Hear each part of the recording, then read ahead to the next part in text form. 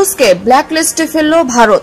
পশ্চিমবঙ্গের তৃণমূল কংগ্রেসের এক প্রার্থীর নির্বাচনী শোভাযাত্রায় অংশ নিয়ে দেশটির স্বরাষ্ট্র মন্ত্রণালয়ের ব্ল্যাকলিস্টে অন্তর্ভুক্ত হতে হয়েছে বাংলাদেশের চিত্রনায়ক ফেরদৌসকে। এরই মধ্যে ফেরদৌসের ভিসা বাতিল করেছে ভারতীয় কর্তৃপক্ষ, আর দ্রুত সেখান থেকে দেশে ফেরার নির্দেশ দিয়েছে ভারতের বাংলাদেশের ডেপুটি হাইকমিশন। ফলে তাকে গ্রেপ্তারেরও শঙ্কা দেখা দিয়েছে।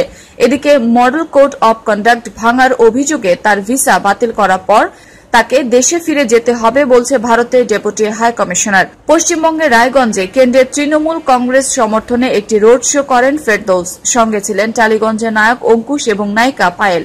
শুধু রোড শোই করেনি, তৃণমূল প্রার্থী কানাইয়া লালের হয়ে ভোট দেওয়ার আহ্বান জানান এই বাংলাদেশি তারকা। এদিকে ভারতের সরকারি সংবাদ সংস্থা press trust of India PTI বলছে, অন্য দেশের নাগরিক তৃণমূল কংগ্রেসের হয়ে নির্বাচনী প্রচারে অংশ নিচ্ছে এমন অভিযোগ পাওয়ার পর ভারতের কেন্দ্রীয় স্বরাষ্ট্র মন্ত্রণালয় রিজিওনাল ফরেইনার্স রেজিস্ট্রেশন অফিসের কাছে এই বিষয়টি ব্যাখ্যা সহ প্রতিবেদন চেয়েছে। পশ্চিমবঙ্গের বিজেপি নেতা জেপি মজুমদার নির্বাচন কমিশনে অভিযোগ দায়ের করে বলেন, ভারতের নির্বাচনী প্রক্রিয়া কোনো বিদেশি অংশ নিতে পারবে না, কিন্তু তৃণমূল কংগ্রেসের একজন বাংলাদেশিকে ব্যবহার করে নির্বাচনী বিধি ভঙ্গ করেছে। এছাড়াও ভিসা সংক্রান্ত আইন না মানা তাকে গ্রেপ্তার করা উচিত।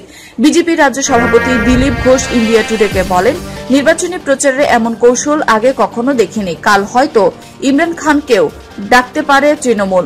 ভোট কম পড়লে রোহিঙ্গাদেরও ডেকে আনতে পারেন তারা। তবে প্রশ্ন, ভারতের একটি রাজনৈতিক দলের নির্বাচনী প্রচারে এইভাবে বিদেশি তারকা কেন আসতে পারেন? তৃণমূল নেত্রী মমতা বন্দ্যোপাধ্যায় আইন মানেন না। আমরা এই ঘটনার তীব্র নিন্দা জানাই।